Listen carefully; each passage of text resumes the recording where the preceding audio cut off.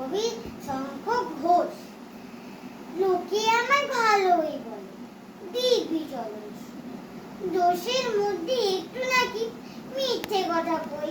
ঘাট ছিলাতে যাওয়ার পথে ট্রেন ছুটছে যখন, মায়ের কাছে বাবার কাছে করছি বকম বকম। হঠাৎ দেখি মাঠের মধ্যে চলন্ত সব গাছে এক এক রকম ভঙ্গি করতে এক এক রকম নাচে। ও মা, দেখো নৃত্যনাট্য। যেই বলেছি আমি, মা বকে দেয়, বড্ড তোমার বেড়েছে ফাজলামি।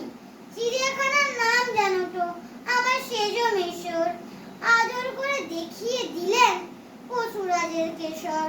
কদিন পরে চুন খসানো দেওয়াল জুড়ে কি ঠিক অবিকল সেই রকমই মূর্তি যেন দেখি। ক্লাসের মধ্যে যেই বলেছি সুরঞ্জনার কাছে, জানিস আমার ঘরের মধ্যে সিংহ বাঁধা আছে।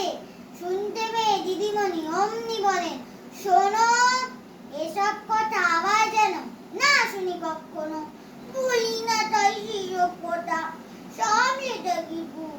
কিন্তু সেদিন হয়েছে কি, এমনি ব্যাকুল আকাশ পারে আবারও চোখ গিয়েছে আজকে।